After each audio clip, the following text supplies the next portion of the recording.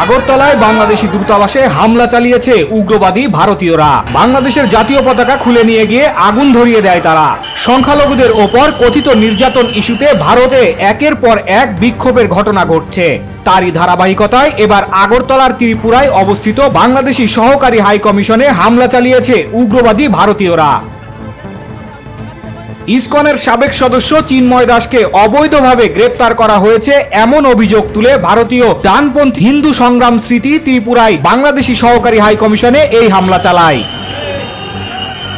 কলকাতা 24 এর খবর বলছে, বিজেপি শাসিত রাজ্য ত্রিপুরার রাজধানী আগরতলায় থাকা বাংলাদেশি হাই কমিশনে আন্দোলনকারীরা আচমকা নিরাপত্তা বলয় ভেঙে ঢুকে পড়ে। বিক্ষোভকারীরা বাংলাদেশের জাতীয় পতাকা খুলে নিয়ে গিয়ে আগুন ধরিয়ে দেয়। বিক্ষোভটি সার্কিট হাউসের মহাত্মা গান্ধী ভাস্কর্যের সামনে পৌঁছালে পুলিশ তাদের বাধা দেয়।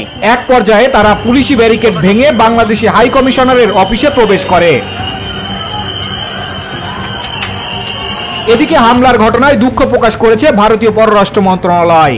এক বিবৃতিতে ভারতের পররাষ্ট্র মন্ত্রণালয় জানায়, আগরতলায় বাংলাদেশি উপ হাই কমিশনের প্রাঙ্গণ ভাঙার ঘটনাটি খুবই দুঃখজনক। কোনো অবস্থাতেই কূটনৈতিক এবং কনসুলার সম্পত্তি লক্ষ্যবস্তু হওয়া উচিত নয়। বিবৃতিতে আরো বলা হয়, নয়াদিল্লিতে বাংলাদেশ হাই কমিশন এবং ভারতে অবস্থিত বাংলাদেশের ডেপুটি সহকারী হাই কমিশনের নিরাপত্তা ব্যবস্থা জোরদার করার জন্য সরকার ব্যবস্থা নিচ্ছে। ঘটনার পরপরই স্থানীয় কর্তৃপক্ষ পরিস্থিতি সামাল দিতে ঘটনাস্থলে যায়। পশ্চিম ত্রিপুরার এসপি ডাক্তার কিরণ কুমার এবং বিজিবি অনুরাগ ধানকার ঘটনা তদন্তের নির্দেশ দিয়েছেন।